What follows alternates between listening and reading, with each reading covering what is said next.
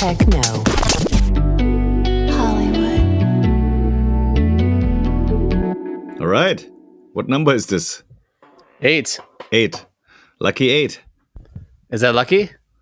Yeah, Asia, the number 8 is very lucky. That's why it's 88 Rising. If you have an address with like 8, like a street number 888, you can charge more, like double the price apparently for if you sell to a Chinese person. Yeah, like a lot more. I'm not kidding. Can I change? change? Know why? Because I think it's because of the 8 is infinity, so you get infinite amounts of luck, money, and everything. Infinite it stays address in the house. Yeah. Oh. Infinite address, yeah. I think I should add some 8s. Can I just add 8? Yeah, you can just add like latif888@gmail.com or something, and you'll be like, is every Chinese clients. Gmail address, like if we went and got 88888, they're probably all taken, right? Of course, yeah. Like 16 888 is all taken. Yeah, it's all taken probably. Yeah, I think not more than 3 I see, like 888. I see it in some emails. I see it in some lucky numbers. Now that you know, you will see it all the time, especially with Chinese and Asian establishments. Culture? It's all culture. It's all 888. Okay, I'll look for some 888s. Yeah, and 88 Rising, I said, of course, the hip hop label. So finally back here in Berlin. I mean, we wanted to do one from Miami. But you're too drunk. You're too partying too much. I was too hungover. No, I was jet lagged, hungover, and the place I was staying with a friend of mine, she had like a construction going on at her place and the building, so it was just constant noise, which didn't help my sleep. Obviously, this is the Miami edition, so I can start with my name, Miami. But you're going right into Miami, it. You're so business. Yeah, so I'm sorry. Okay, go business first. Let's go. I know. Yeah, you just got up. I know. That's why. Okay. All right. All business. Miami. Yeah. Tell me about the drugs. No, actually, we have. Did we do the? Do we have the ha moment already? Yeah, we have ha moments, right? Already. I have a ha moment. Yeah, I have a ha moment too. So let's start with a ha moment. Do you have a German English? No, don't have a German English this time. Doesn't have to be every time, right? No, because you'll run out of words. Yeah. I know. No, I have new ones. I'm just I have to go through the list. But anyways, like aha moment was funny because right before Miami, right? Joplyn was playing she was staying in New York. She had some meetings. I was back in Berlin, and she was she's playing a gig actually at a cool rooftop club called Superior Ingredients in Brooklyn. I think it used to be called The Output or something. And then so I met a day before. I met with the manager of Amelie Lenz and Panpot, like these are huge techno. I just checked. Amelie Lenz has almost 2 million Instagram followers. You know, you probably never heard of her, but it's like everyone that follows techno, like hard techno, like they know. Probably, they know, and she's the superstar. Anyways, so she's about to play some shows in New York. She's hanging out with Marcus, my buddy, in the streets Marcus of Walter? New York. No, not Marcus Walter. Another Marcus, Marcus Schultz. And then I just had dinner with him a couple days before, and then it was I believe it was a Saturday afternoon, 6 p.m. or something. But it was sort of midnight here in Berlin, and then I get a text from Marcus "Hey, Tan, I think I hear I'm in New York right now. I think I hear Joplyn singing or her music or something from a roof. Could that be?" I'm like, yeah. Didn't I tell you she's playing tonight in New York? So they sat by accident at a restaurant downstairs off the roof. And he was like, I know these songs that voice. Yeah, and to tell the waiter, excuse me, can you tell them to turn it off? It's boring. We left Berlin to escape techno. No, and so basically he heard her. I was like, yeah, she's performing right now because it was a sundowner session at 6 p.m. or something. 7 p.m. I was in a different restaurant in Berlin. So I texted him, then I was like, yeah, you guys should meet. And she's like, yeah, we have a show tonight. So then later on, they invited Joplyn to the Amelie Lenz show, which was in a warehouse in Brooklyn with 5,000 people or more. And it was a big techno rave and everyone went there. But it was such a small world, WTF her moment to have him while it was so interconnected in a way, like by accident hearing her on the roof, and it was like, wow, okay, that's New York though. It's like so many times I'd be in New York and I'd run into somebody and I'd be like, oh, like from Vancouver. I'd be there for a week and I'd run into someone from Vancouver there. I'm like, what are you doing here? Like just on the street. Yeah, that's funny. So so that was a fun moment, and then also, you said like you keep bumping into people because in LA you don't bump into people, like not really, unless like at you do like at a restaurant or like a location, but not like in between. No random, not in the streets randomly. Yeah, LA should be the city of like no randomness. Like if you like planning, this is the city for you. Yeah, so this was my week back in Berlin, right? And then I also went to some events in Berlin. I just wrapping up the Berlin time runner because that's also like a fun story. I'm not supposed to say his full name, I guess. Anyway, so I was in Austin, right, with last summer. I bumped into some people at an after party, and there was like a couple. They had like, the guy had like some weird things on his head. She was dressed like all Burning Man. I was like, hey, these guys look funny. So we started chatting, blah, blah, Berlin. And he's like, yeah, Berlin is fun. Like, I've never been. I want to go to Burr, of course, a techno place. And I'm like, yeah. And I'm like, yeah, they have a Funktion 1 system there too. Funktion 1 is like the top stereo system, one of the top ones. And it's like, apparently you can't buy a Funktion 1. You have to basically apply, and they basically say then if you're worth it to like a Ferrari. Yeah, exactly. It's like, is your club or your venue worth having a Funktion 1? And then they come check it out, and then you're allowed to buy it for like hundreds of thousands, and then they install it. Anyway, so he's like, how do they stay in business? Yeah, they stay in business because all the top clubs, like you'll see it, like it's a very cool design. Once you sort of know the design, you'll see it everywhere in all the top clubs, So anyways, the Birkin has one, of course. And the guy randomly says like, yeah, I have a Funktion 1. I'm like, okay, cool. So you're a party promoter? I'm like, no, yeah, we throw some parties up in, where was it? I think it's Utah or something. And then he's like, okay. I'm like, okay, why? Like, yeah, I have some friends and I have a little party basement. And I'm like, what do you mean? Like, he's like, yeah, I have a club in my house. And I'm like, then with I get more curious. Yeah. Then he's like, yeah, let me show you. And then he shows me a video of like a mansion, and he's basically has a basement which is the size of a basketball court or something. And in that basement, he calls it, like he had the real Funktion 1 installed that he got. I was like, so they approved him. Yeah, I think it's they, or maybe they approved the club. A friend of him that for some reason he had a Funktion 1. I was like, yeah, he's throwing parties there. So anyways, I was like, well, intrigued, and he looked very young. And I'm like, so what do you do? And then his girlfriend's like, yeah, he's retired. And so it turns out, of course, he's a crypto guy. I think he made, I don't know exactly. And is it Sam Bankman-Fried? Is it the guy with the crazy hair? Is that why you can't say? No, I checked it. No, it's not him. So, but it's another guy. And then he tells me that, but he's a super nice guy. And then anyways, he came to Berlin the other day, and just randomly, because he's interested in light installations, all this. So we were just hanging out, and I introduced him to some friends. He went to the Berghain, of course, and all that stuff. So there was also like a random story that people meet all over, and then through like a sound system, he basically connected with him. But he met some other people here too. Like, so I thought that was a sort of a funny story. Yeah. So yeah, let me get to Miami now. Oh my God. So okay, let me do my moment. Okay, yeah. I don't know if this is how worthy we can cut it out, but I went to Chipotle, and I go in, and there's like a huge line, and I'm like, it forms behind me, so there's only two in front of me, but all of a sudden there's a huge line, and the guy leaves, who's making the burritos, like he just goes and he takes off, and no one else of the other Chipotle people like step up to like fill his, like the cash register is just standing there. The other guy in the back's like twiddling his thumbs, and like the line's there, and like no one's doing anything, and we're looking around. And then like a couple minutes, like everyone, and no one notices because the whole line is on their phone.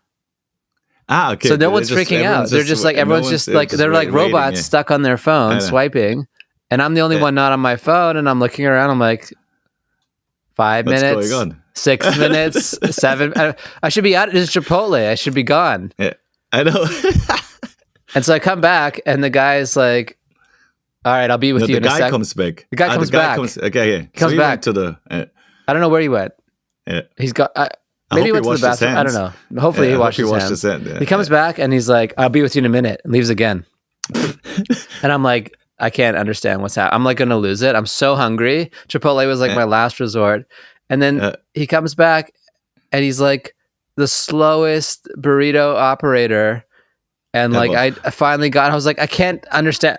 And no one's like freaking out. I'm the only one like society is crumbling.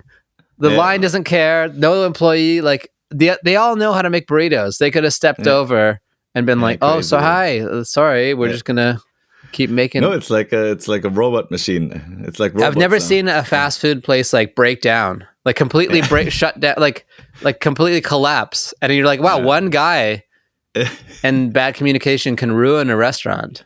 Anyway, so that was my aha moment. We can cut it if it sucks, but like I was like, oh my god. It just shows you like eventually some robot's gonna do your burrito. I mean, there's in Japan, I can't wait. There's places already where you just order it pre and it's all robot done, and that's why I love mobile order, because it's like you don't have to deal with the psychos behind the counter. Yeah, but sometimes you want human interaction, right? I guess. Yeah, no, I always want human interaction because then you don't get a aha moment.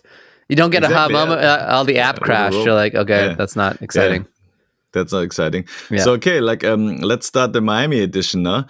So I basically flew to Miami like exactly a week ago, and I landed quite late. And I'm staying with a friend's place, but the place is getting renovated, as I said. So she had the first night. She's like, hey, you know what? I still have some other people here. Like, can you just crash somewhere? And like, and she lives in like Miami City on Biscayne, up in the, I think around 60th Street or something, which is like up north from it's called the Upper East Side of Miami, whatever that means. Like it's close to Wynwood. It's kind of a bite of regular, of course, New York. Of New York. It's all a bite of New York in essence. And so basically, I'm like, okay, so I Googled real quick, and like a few days before, and I saw something on Booking. And it said 7 Seas Hotel or something. I'm like, yeah, sure, whatever. Like, it's just for one night. I'm going to arrive at midnight or something, or like 11 p.m. 7 Seas? Yeah. It sounds like a fish place. Yeah. Yeah. How would you... This is all... No, it says 7 Seas Hotel. This is all like bad, Tan. Yeah, it was a 3-star thing on Booking, and it costs $150. So I'm like, yeah, it can't be that bad, But I guess it's Miami Music Week. But fuck it, I'm just gonna. Sorry for cursing, but I was gonna book it. Then I realized when I arrived at the airport, there was a huge customs line. I checked my registration, and it says like latest check-in 10 p.m. I'm like, damn, it was like 9. I arrived at 9 p.m., but I was stuck for 2 hours in customs.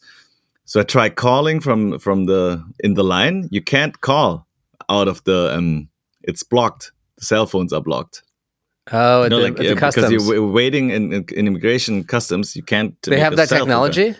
Yeah, it's like it's scrambled, but what you can do, like internet works. So you can call via WhatsApp and stuff. So I called someone to tell the hotel I'm coming. Yeah, so please be up. They said, yeah, no worries. We're there till 11 or something. Anyways, I get there like 10 to 11, and then I look around already. It's on the same. I booked it because it's like across the street from my friend's place. I'm like, this can't be that bad, So because I said like in the morning, I just wanted to get up and walk over and be done with it, Like this was just a crash basically. Yeah. So I go in and it doesn't say hotel, it says motel at this point. Oh no. Like, okay, this is and then I walk into the reception. Oh, the door gets opened by me, by a weird looking guy already. I can't really see him. Then there's a woman in a bulletproof like little counter, like with a thick bulletproof glass. And then the scenery is like a Tarantino movie. Like, so there's a really, actually a very, I felt bad. Almost like a very poor Indian family in front of me. Like a guy, didn't look that well, like his wife and a small baby. The baby's crying because it's probably hungry or something. It's a baby. And then the girl, woman in the counter yelling, you didn't pay. You have to pay now. Otherwise, you have to leave now. And there's like, yeah, but I paid yesterday with you. No, I'm like, no, we have it. So they were arguing like who paid what. then the guy's like paying with $1 bills. Like he had to pay for another night to stay there with his family because it's like a long-term stay. Then on everywhere it's like, do not do this, do not do this. And then I realized the guy who opened the door for me is like a guy with no teeth and like a barefoot, and he's bleeding out of his foot. I'm not kidding. I was like, this is some real Florida. Yeah, I was like, wow. And then the guy's like, I'm the unpaid security here. I'm like, yeah, that's good. Thank you. And he's like, hey, where you from? He started to chat me up. I'm like, just like being... He's a homeless guy. About it. He's basically a homeless guy trying to make a buck. He also, and he says like he's in between apartments. He also lives there. So it's like, they probably get another rent. And the lady looked at me. He turned his hotel stay into a job. Exactly. He's trying to make a buck. Yeah, so, and the lady's like, what are you doing here? I'll be right with you. I'm like, okay. And then like 2 other gangsters show up basically behind her, like also complaining about something. Like, do you have some sheets? And this and this. And all of a sudden, this small little place is filled with 4 or 5 people. I'm there like trying to get to my room. Yeah. I get to the room. I get a key and a remote control. I'm like, okay. So I try to find a room. It's like, it's only 2 floors. Then I find one room, I open the door, turn on the light switch. Light switch doesn't work. Of course not. It's only hotel room. Spark? Like, No. So it was, and then I was like, oh my God, this is probably the worst hotel room I've ever been to in my life. And I've been to some really bad rooms. The 7 Seas. And then it's basically, on the pictures, it looked great, of course, but the pictures were taken in 1980 or something. And then I was basically there. You could see, like, I only checked the bed. It looked half clean. That was the only thing I was worried about. Nothing worked in the place. The AC, you turned it on, it was making weird noises. Like you couldn't turn it on. It was smelly in there. Outside, like the window thing were not working, so you could see people walking in and out. Then there were couples fighting next to it. I'm sure there was a prostitute 2 floors down, you know? Yeah. And it was like really, I was like, 2 wow, floors I'm down. supposed to yeah, exactly. And then basically next day, my friend Karina, she told me, yeah, you know, this whole street used to be a red light district like 10 years ago or 15 years ago. Now it's all gentrified. It's like hipster. I mean, not really. But not really, I guess, yeah. And then they were like, and that's why those motels, they exist on all this whole street there. And it's like really still kind of seedy and shady. I'm like, okay, so welcome to Miami. Thank God I didn't get murdered and nothing happened. And then the next day is sort of the party could start, you know. But you said the pictures look good. The pictures always look good. You never look at a place, you're like, oh, these are shit photos. And then... I know, but also it felt like the review... I mean, I just booked it real quick and I thought this is the closest one. And actually, I remember now, my friend, she said, like, go to the other one. Like, she mentioned another one down the block that I should have booked. The 5 Cs. Yeah, the 5 Cs or something. It's like, but it was quite an experience. And also, I feel like it humbles you. Yeah. Because you realize, okay, people actually live there, like, permanently. This is like, it's the conditions there are crazy, and people are scraping together money just to be not sleeping on the street in a way, you know? Right. Oh, that's nice that you brought it back to the realness in a way. But it was like I feel good now. It's a feel good story. Now it's a feel good story. I'm trying to, but anyway, so I left there, and then Miami Music Weeks started for us then on a Tuesday. And Tuesday night was the big one. Joplyn, of course, yeah. She flew in. She's staying with some friends. I'm like, where are you staying? And she's staying with friends. Like, she showed me pictures. In the meanwhile, she's like on a balcony overlooking Miami Beach. She sees the seas. There's palm trees. You've got like a shotgun. You're fighting zombies. she's on the beach smoking and like drinking. Like, yeah, living the life. I'm like, yeah, great. You know, man, that's what sort of happens. So next day, we basically there was the showcase. We played at she played at Space Miami. Space Miami is one of the legendary clubs there. It's obviously from the Space Club. That there's also one in Ibiza and everything. But so there was. They were supposed to start at 11 p.m.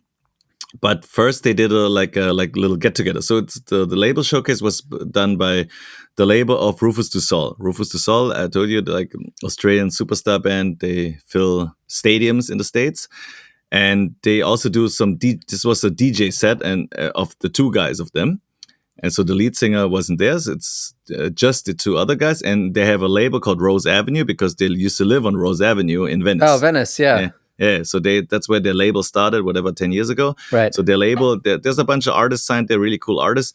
And we worked together with Rose Avenue, and we know the people for quite a while. So they invited Joplyn to open up for the label showcase, which is very nice. There were a bunch of other artists like Cassian, Colyn, Julia Nico, like really cool people. And so it was quite nice because they said like, we're gonna do a little get together by the beach first around 5-6 p.m. to sort of have dinner together, like a label. That's the beauty of the electronic scene. Like they make these artist dinners, because you really get to know the people, the artists, the managers at the artist dinner. And you need stuff. It's like comedians. You need stuff to do during the day. Yeah, exactly. Yeah. And it's like at night also, like people go in and out. One set starts at 5 a.m.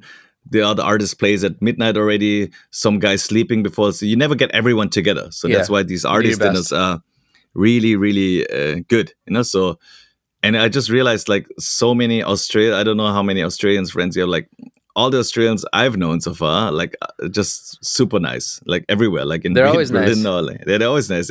I think that those are the ones that actually also sort of leave the country and sort of the expat Australians, like in Germany or in LA or something, like just extra nice, I feel like.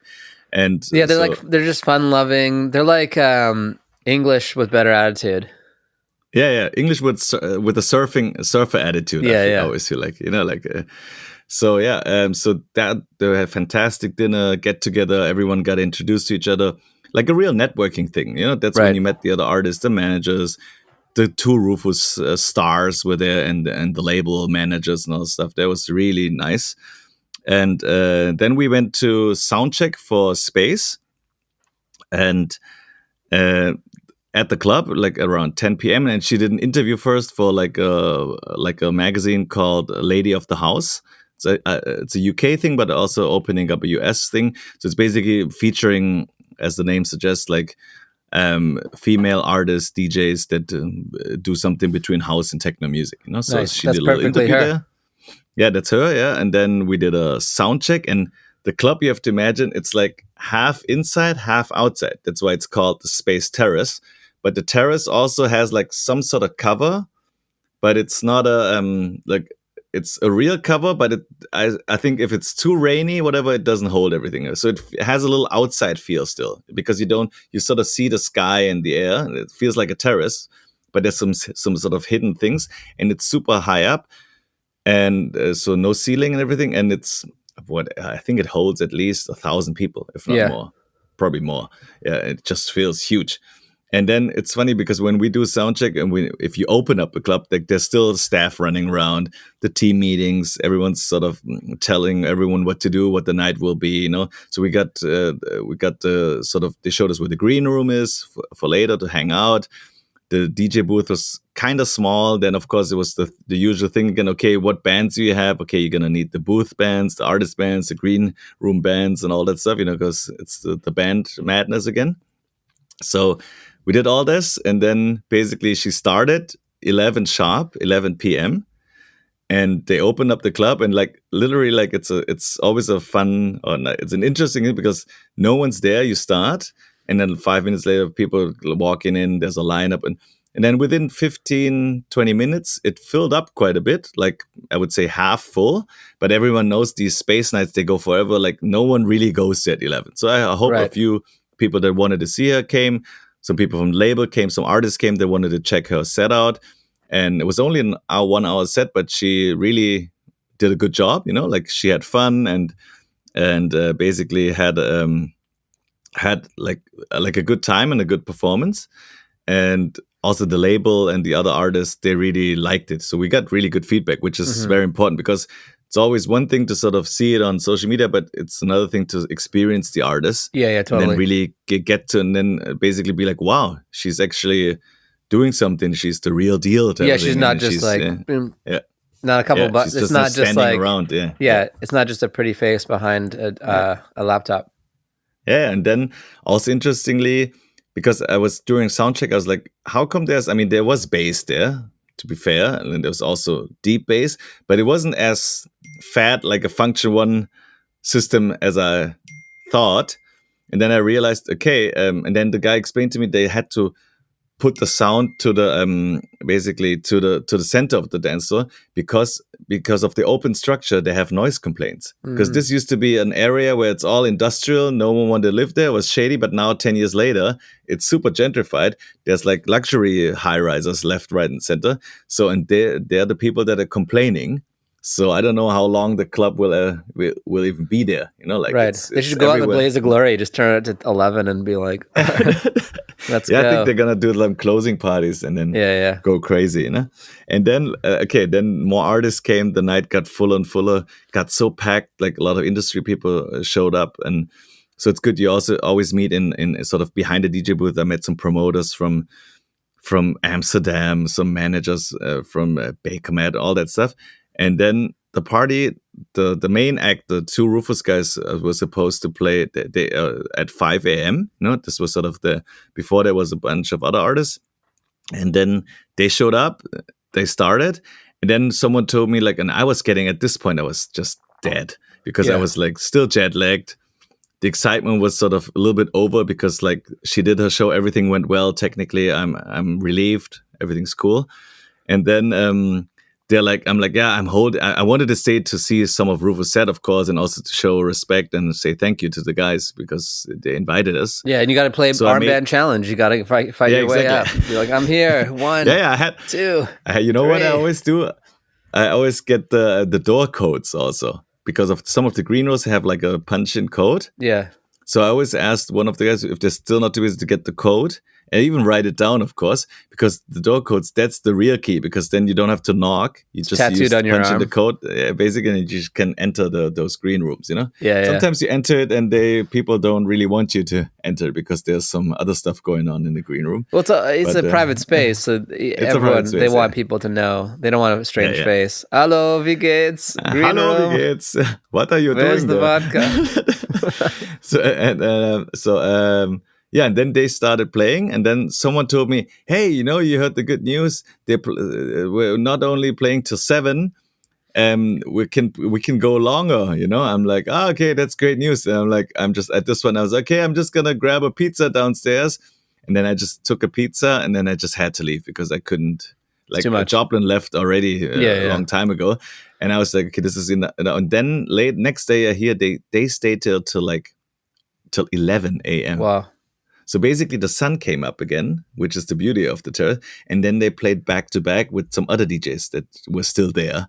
And then they just kept going. And everyone's with sunglasses at this point. The whole crowd is, and there's the diehard ravers. They're not going to leave. I'm tired thinking about it. Exactly. And I mean, there's a thing called don't forget to go home, Yeah. And that's a hashtag because it's true. People, if that's in the bathroom above the urinal. I know, yes, don't forget to go because it just continues and it keeps going. But it was a very successful night for everyone. That's awesome. And that was really good. And then what else? Then that was the first night. And next day, of course, it's all messed up. You're someone called it you're in a zombie mode, meaning you go to bed during the day. Basically, you get up and then the sun is already going down again. Because if you go to bed, Miami Zombie. 8, I know Miami Zombie Fest. Mode. That's a good name for something. Let's do it. Yeah, hashtag Miami Zombie Fest. So basically, that was the next day. Then on Wednesday, what happened there? So here. So on Wednesday we got up, and then I was so happy to be at a proper apartment with a nice view and no one screaming. And then and then basically we went to you have to say every day there's on Miami Beach, for people who haven't been there or who don't know, it's basically 10 hotels, mainly luxury 5-star hotels. Yeah, I've never been to Miami, but you've heard there's the Fontainebleau, right? Or Fontainebleau, whatever. Yeah, and then there's Sagamore, there's the National, then there's the Soho House, Beach House. So there's the Satai Beach, there's even more, but basically 10 key ones, and every hotel has sort of, they put their own, they have their own sort of pool area, and they have access to the beach area. So you got to imagine everyone is basically blasting and build up stages and PAs, and the PAs basically next to each other, one facing in this direction, one facing the other direction. So it's a loudness war also between those hotels, and they start the pool party around noon, and they're allowed to go till 11 or to midnight. So and they can hear each other's music a little bit. Yeah, if you, that's the thing. Like it's a mess. Like it's a mess. Like, but no, you don't hear it if you're in the dance floor on the DJ booth. But in a break, like if it's a little quieter, you hear the other music from the other pool parties. You're like, this guy can't beat match. No, it's not me. It's the guy. It's that guy. Exactly. Yeah. You can, and it's funny because and the dance styles are so different. So one would be like a cool deep house, disco house party, and the other one would be a techno thing during the day. So in a break of the disco thing, that's like with like techno blasting, and vice versa. Like, so people get confused. Like, what is he playing? Like, you hear two types of music sometimes. Right. Like, this guy's amazing. He's blending new styles. Actually, it's just actually it's just the guy. It's the hotel next door. Sorry. So we went to visit. So I knew that my buddy Purple Disco Machine, who we talked about, who just won a Grammy, by the way. So he's on a South American tour right now. So he flew up to basically play one special show, like a Miami Music Week show. And that show was a daytime show. I think he played around 6-7 p.m. at the Sagamore. And it was a DJ mag party. Yeah. And so that's interesting. And then I learned something, like, I mean, it's sort of common, but the DJ mag, why he played the party is like basically, which is common, you cut a deal with the magazine. I mean, the magazine is still like a physical magazine, obviously, but I think so. Yeah, it still is. Yeah, I had one in my hand. But it's also like a big website now, a YouTube channel and all that stuff, right? So the DJ mag, basically, he's on the cover of the DJ mag. They did a special photo shoot in London. They did a 10-page story about him, and also, of course, about his Grammy and everything. And in sort of they're really investing in that shoot and all that stuff. So as a deal, he's playing their DJ mag party. Normally he would charge obviously a very high fee, but this is sort of a deal that DJs do. The same I think Dom Dollar did, and that's so basically. He was there to basically promote the magazine and the launch, and also play an exclusive party. And he came up here, and it was fun to see him again because he's like we went for dinner after, and we talked about the whole Grammy thing again. I just played some more guitars for his next upcoming album that he liked. Like, one thing he still wants me to change some stuff. So it was good to collaborate music, like to talk music, but also like just general life stuff, like what's going on with him. Like, and then he's such a, as I always say, like, he's probably one of the nicest and most humble guys that has basically had a second career and a second chance. He said this in his interview too. I think that's the sort of the tag.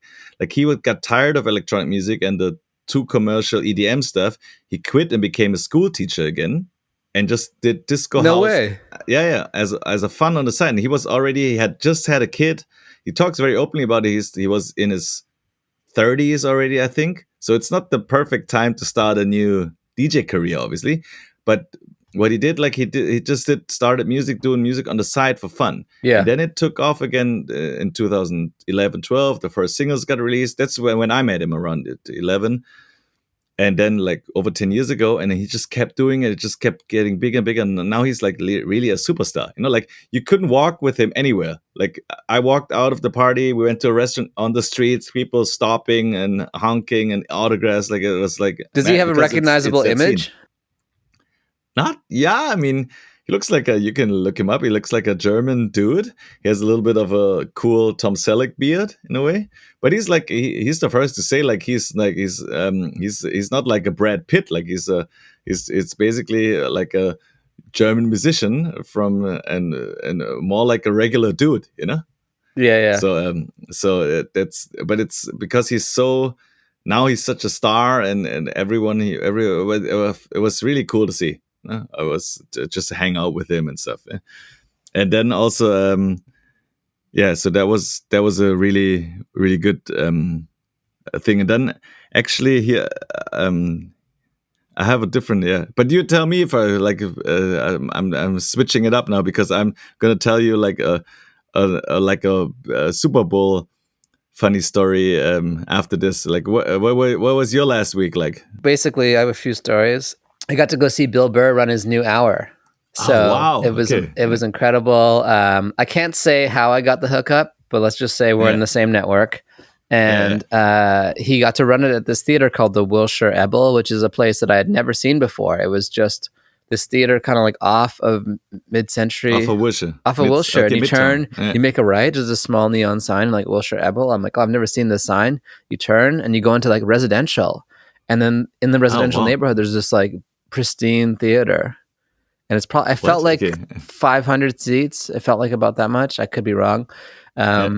And Dean Del Rey opened, and Bill Burr did like an hour and 20 of like, to me, his best hour, like his best stuff. I was dying. Really? Yeah. And it's like, you know, I'm kind of dead inside from doing comedy, and it's hard to laugh now. And I was like, oh, he just has some great family jokes. I'm not going to even do them the injustice of trying to repeat them here, but it was just top notch. And it's really inspiring to see someone work at that level. But I have a few questions. So you had to obviously, you have to give away, they took away the phones and everything. Oh yeah, they did the phone lockup. So yeah, they did with Yonder, and it was such a bad experience. Like the line was around it added like an extra 45 minutes for everyone to get seated. It was confusing. Like no one really knew what to do. Like I'm all for getting rid of the phones, but they got to figure that out better. It was really not. They made me take off my Whoop. They're like, oh, take off your Whoop. I'm like, it's a fitness band. They're like, it's got to go. And they were really aggro. And I'm like, oh my God. Yeah, because they don't want leakage and everything, right? They don't want people to... Yeah, and I get that. I mean, technically, you could record it with the like with Apple Watch, right? It has mic in. Yeah, so you can't... Yeah, any Apple Watch they take... Some women snuck in their phone. They're like, yeah, fuck that. I'm putting it in my bra. So I overheard some of those conversations. Like, you're not taking my phone. I was like, okay. But yeah, it was so good. 1.5... But was it like him checking his special, or was there a special recorded in? No, it wasn't like him... the recording of the special. It was kind of like running it the new hour all together before going on tour. Wow. Yeah, so... And that's his new hour. Yeah, he's going to take on the road, polish, and then at some point record it, That was just a great experience, a great comedy experience, because, you know, in LA, you're usually seeing people do 10, 15 minutes at a time. It's a showcase town. Yeah. And so it's nice to see someone do like an old school hour and really deliver too. And but it was dynamic. Like, were there like times where you felt like, okay, he's probably gonna self-edit it later on, I guess. But it felt really he had good, his phone, so he was checking some notes and stuff. So I'm sure. And there was one story he kind of started and went back to, and I'm sure that'll all change. But overall, like, it was very tight. It was very very tight. Wow. Maybe it won't be an hour 20, but he does tend to do a lot more than an hour on his specials and stuff. So it was a great thing to see. And then I'm jealous. That happened. Yeah, well, we'll go see him. He's been dropping in a lot to the Improv and stuff, so he's been around. Because where does he live in LA? Actually, he lives in the Valley, I believe. Okay. I don't know for sure, but he actually stopped into Joe Cruz's guitar shop one day, and that was when I was still running. He's a big drummer, so he stopped into the guitar shop and was looking around, and Joe was like, hey, do you want to do because Joe would help at the Comedy Bunker sometimes. He was the sound guy, and he's like, hey, Bill, if you ever want to do the Comedy Bunker, and he kind of put that in his ear. So I was like, oh, thanks, Joe. A little Filipino love. Nice. And then talking about our German English words, I was at the gym yesterday, actually, and I was thinking, and I caught so you know how you get used to your mirror at home? So like I know like what I look like in my mirror, and I caught a glimpse of like a side profile of myself in the mirror at the gym, and I'm like, oh, I have way more rest fat than I thought. I was shocked. I was like, it was like hanging over my shorts, and I was like, oh, this is not the hip gold I want. I have to go. Exactly. It's the toughest thing. Yeah, I was like, I'm eating too much. Especially after a certain age. Yeah. So that was a little like that made me think about my rest fat a lot. And then that's good. I was reading this book on Michael Caine. Do you know Michael Caine, the actor? Of course, the actor. Yeah. So legendary. He has a short kind of like biography book where he talks about his stories in acting and stuff. And he was talking about how he made it from the UK to the US. And so it was kind of like some parallels with like you and Joplyn, and it kind of reminded me he has two things. He was like, one, when I came to LA, he's like, he created a very identifiable image. So he was like the guy who would be smoking a cigar. I mean, this is, I don't know why that's so identifiable, but I guess in the 70s, it like blew people's minds that he was like an English guy smoking a cigar, dressed well, and they'd be like, hey, talking to him. And he's like, that really helped so that people like identified him with a certain look. And the second thing, and this is the best part, one of the best things I've heard in show business, he was like, there's 4 categories: the A actors, the B actors, the C actors, and the D actors. He's like, the A actors only talk to other A's because, oh no, sorry, there's the A, let me start again. There's the A's, the B's, the C's, and the fun. And the fun. And the fun. Okay. The fun team. The A's will talk to the A's and the fun. Yeah. A's will not talk to B's and C's because B's and C's are going to ask A's for stuff. Yeah. So he's like, I was a fun team. So he's like, everyone, I was always around. I was friends with the A's, but I never asked them for anything. So he was always in that network. He's like, otherwise I'd probably be a B. But because I was a fun, otherwise you get canceled. Because I was a fun, I got to be in the A group. And I was like, that is such good advice because too many people ask for stuff in this town. And it's better, especially like, too quickly. Too quickly. It's way better to be in the group because you're going to get what you're going to get. Yeah. Very rarely doesn't ask. It's different when you're on the same level. Hey, can you do my podcast? I already know you, whatever. Yeah, of course, But like asking for like big asks from people you're not in the group with, it never works. And then he would get more work because the A's would be like, oh, I love this guy. Get him in this film. Or like, this guy's awesome. Exactly. So he's going to get asked because he's not asking for anything. And then the A's, they just... It's all about the hang. Yeah, right? He was a great hang. And that reminded me of you. Yeah. Like you're the fun group hanging around with A's. I guess, Yeah, because you walk in. Definitely not an A. But you get to hang in the A's because you're fun and people like you. And fun, and you're probably not asking them for stuff all the time. No, I'm non-threatening. I'm not asking for anything. And you have you have the identifiable look: the hat, the glasses, the black, the German guy. That's the Germasian. The German, the only one, you and Corey Lee. That's it. Yeah, and then basically, and then stuff happens because then people like, it's true. Like, I think that's a really good advice from Mr. Michael Caine, and I never looked at it like this. And of course, B's and C's are always trying to look up and try to have an agenda, and of course, and everyone knows in the city, everyone has an agenda. Like, let's be honest. But the thing is, you can't just let it hang out too early, too quickly, and make it about that. You know, just gotta have fun first. Totally, and I see it in the comedy scene too. There's there's the A's who don't need anything. There's the B's and C's who are constantly asking for stuff. You're like, oh, here comes this guy or whatever. He's gonna ask me for something. And then there's the fun people. You're like, I just love this person. Like, come on, be on the show. Like, who get asked all the time. You almost don't care if he's A, B, or C. It's just fun, you know. Yeah. And who doesn't like to you become an A through fun. So it's almost you skip the line. Yeah. Because you don't have to be a B, C and a B and then an A. If you're fun and have the potential to be an A, you skip through the process because you automatically hang with the A's. And boom, all of a sudden you're an A because then you live and learn with them, and then you don't have to go through that process. Yeah, because that's actually a good point too, because the differential in talent between A, B, C, and D is not that much. It's probably, you could even argue that they're all qualified to be in every group. But what's stopping them is other factors. Either they're not the right, it's not their time, they're just not what people want right now, social factors, social factors, they're difficult. I don't know. There's a whole bunch of reasons. Yeah, but that's the fun part. Like, if you're not fun to hang with, then that's going to be not as helpful for your career. Right. Because and the thing is, A's want to meet people. Yeah. A's want to hang with the B's and C's, but they don't not want to hang with them because they think they're better. They just don't want to be asked for stuff. Yeah. And that's so if you can cut that out of your life in Hollywood and show business, I think that's helps, huge. And now I'm looking back on some of the asks I've made. I was like, oh, I should not have asked for that one.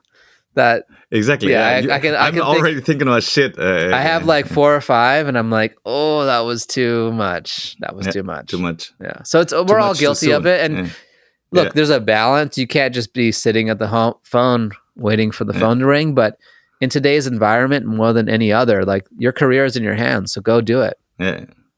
Definitely. No, that's a good nugget, like a business nugget. That's a nugget. That's a section. Yeah. That's a nugget. I'm going to mark that when Riverside. Hello. Yeah. Marking feature. And then here's a nugget for you. Like, I don't know, I don't know exactly who told me, some marketing dude told me, but I don't know if that's public knowledge, but it wasn't for me. Talking about the Rihanna quickly, recapping with the Super Bowl. So what, like everyone knows, like the artist doesn't get paid for the actual, like no artist fee for no fee, So what they get paid the production and what it costs and everything. So what apparently Rihanna did, which I thought like in retrospect is so clever, like she said like, okay, I don't want to get paid, but I need 1,000 seats, free seats for my crew, whatever she said. And they're like, oh, okay, I guess, we have enough room. So they got 1,000 seats assigned. And then what she did, she invited 1,000 social media influencers, TikTokers, and you name it. Invited them to, everyone wants to go to the Super Bowl. Then apparently she filled them in, or her team filled them in, that she's going to do this little Fenty makeup moment, like in the middle of the show, there's one girl coming up there. Yeah, she opens the thing and she does her makeup. Yeah, she does her makeup real quick with 10 seconds. So they knew about this. And they sort of knew like this is gonna come up, so they're all prepared with their phones and everything. And then they filmed that moment, and there was like a special hashtag that everyone used. And through the influencers and that hashtag and that viral moment, which was basically filmed from all the angles from 1,000 super influencers, like from their phones. I think the next from their phones. Yeah. Did they spread them around 1,000 seats around? Yeah, of course. Yeah, I'm sure. Yeah. I mean, if they were really clever, so they had like the full thing, and I'm sure they filmed the screens to whatever. Like they just made it a big moment, and then apparently the next few weeks or days, or within days, that specific product, whatever they were hashtagging, I think there were 80 million searches of Fenty Beauty lipstick or whatever it was, and sales just went through the roof. Were they prepared? Did they have the product ready?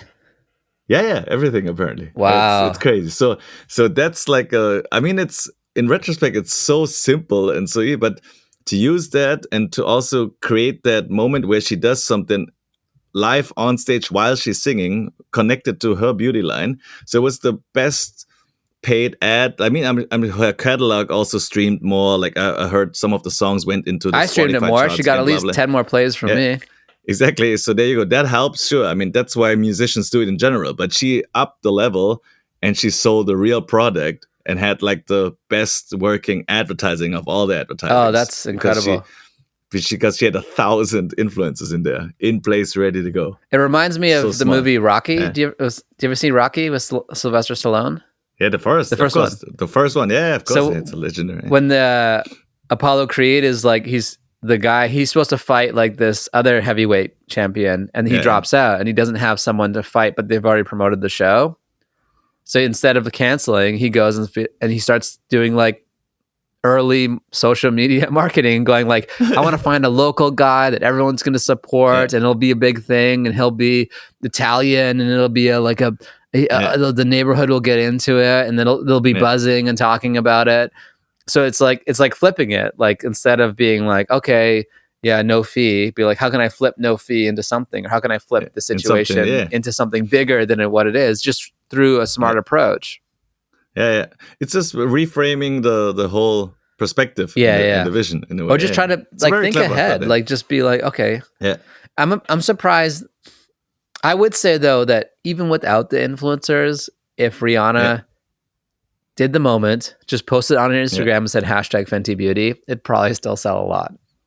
I know, but if all the influencers that are key in the thing do it, and it reaches, because then it only reaches Rihanna fans. This reached like everyone pretty much that didn't even know of Fenty Beauty before. Yeah, But it's also that's like old marketing thing. It's like how much of marketing works, and you're like, that's how you figure out how much, like, because you don't know, you don't know what works and what doesn't work. Right? Yeah, but influencer marketing works nowadays. Like that's the one where you can semi-calculate it, because you have the numbers are all there in a way. You can see after this, like, okay, which influencer sold, because there's the click-throughs, that you see the links that they promote. You can trace and calculate a lot of things now, which you couldn't back then if you just ran it like a TV spot, obviously. There's a lot more data, but still, it's like there's so much data to know. I still think she would have sold a lot without them, but I do give it up to the campaign of that being very smart. Yeah, very smart. And then, I mean, going back to Miami, so after the second day, like after the Purple Disco, on the Thursday, we went to like a digital, like all these labels and distribution companies, they throw parties there, like receptions on mainly on a rooftop. It was brutally hot but nice. It was beautiful weather. It was like around 30 Celsius. I don't know what this is, probably 90 Fahrenheit, but like windy and with a nice breeze and not too humid, thank God. So I have to say, Miami really, like, I was there like 8 years ago or something.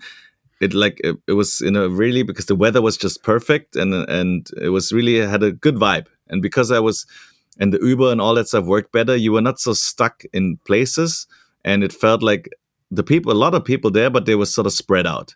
So it felt like not too crowded and busy and spring breaky in a way. And so we went to the Orchard through a party, met some people there, and then like someone said like, okay, there's a surprise party of Spotify, and they're gonna invite like a Tale of Us, which is like a super two DJs from Italy that but based out of Berlin. I used to be based in Berlin. They were like, they're some of the biggest around. They do the most advanced sort of really cool light show. But they said like they have a special pop-up gig at a random warehouse, and they announce it too. It's funny, like these drops, like they announce it on social media 2 hours before.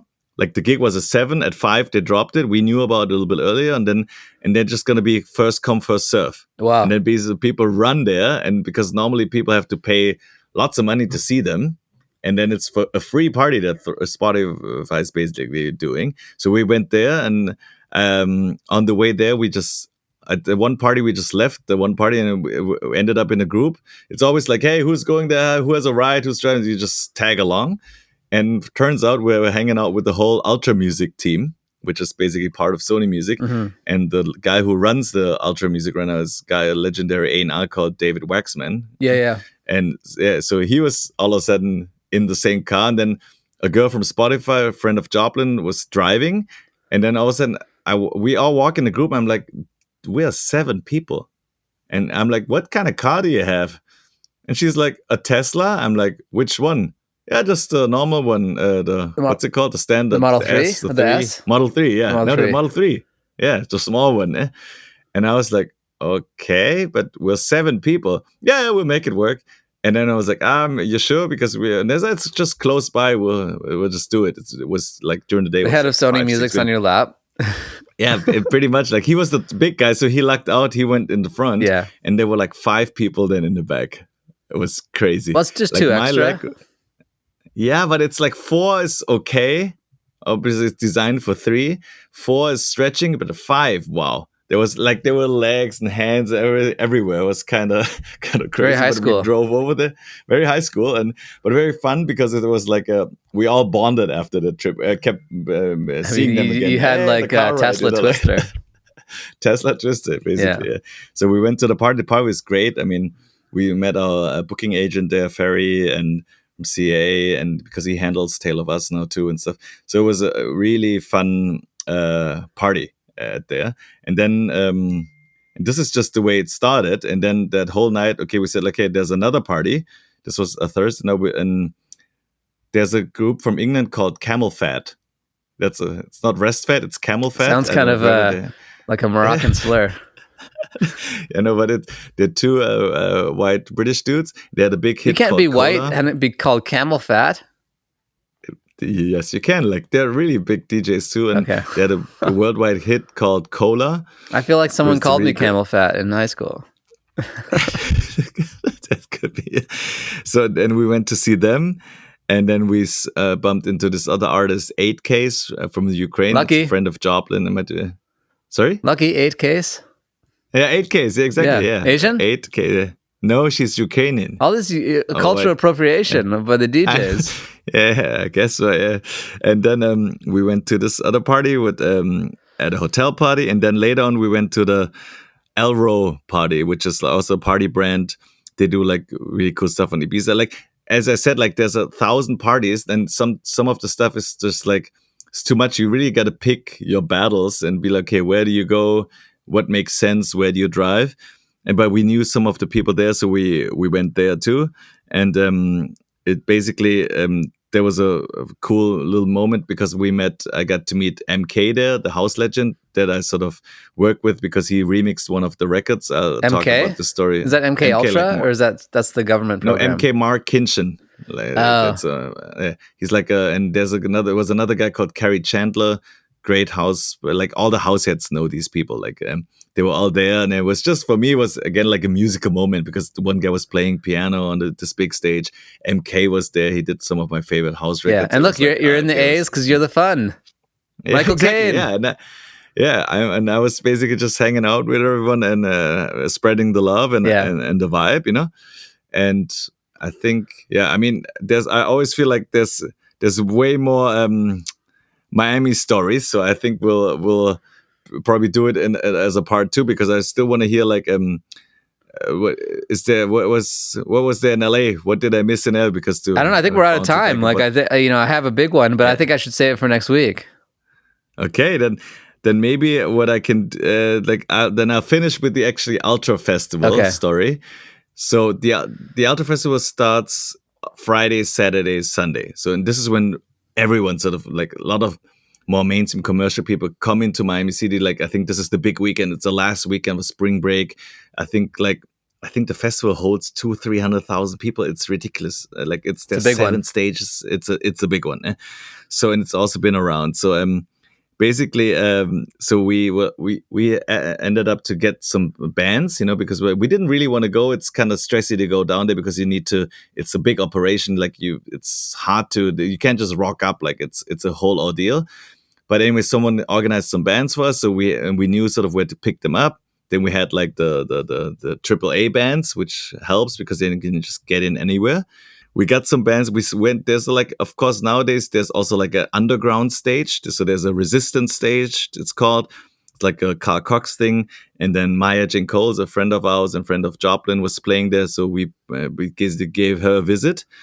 And it's like all the stages are packed. They have fireworks. It's a beautiful scenery because it's right downtown. Like you see, there's the harbor there. There's a park.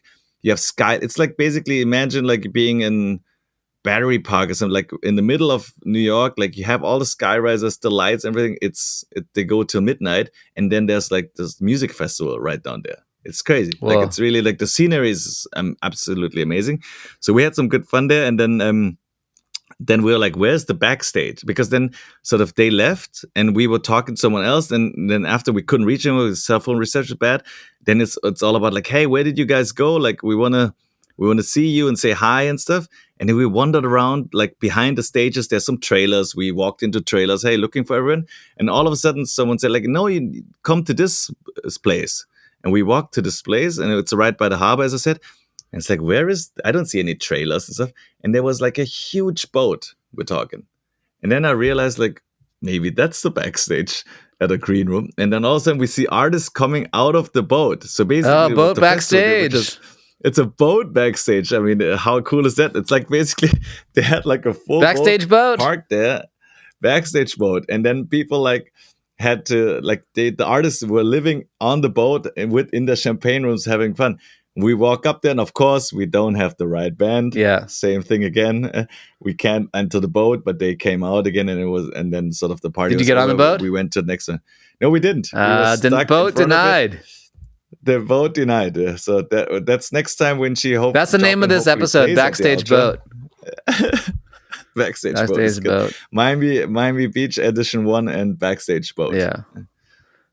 So I think there was a nice thing, and I think we'll continue for the rest of the Miami stories. Miami Part 2 and Miami Part 2. LA stories big thing. Next week. Yeah. Perfect. Well, yeah, we love the pod is growing. Thanks for following. Follow us at Techno Hollywood Pod on Instagram. Subscribe on YouTube, Apple, Spotify. Those are our primary platforms. If you want to listen on Deezer or whatever the other ones are, fine, do it. But come on, we need Apple, Spotify. Get with the program. Unless Deezer wants to, hey, sponsored by Deezer. It's French, I think. I like French. And it's French. Yeah, we love that you're tuning in, and good to see you, Tan. I feel like it's been a while. Yes. Yeah, because we haven't talked in 2 weeks. Yeah. No, 2 weeks. Yeah. Basically, almost 2 weeks. Yeah. All right. Well, we wanted to do one in Miami. Yeah. Next week, tune in, and we'll see you then. Yes. Cool. Cheers. All right. Cheers. Techno.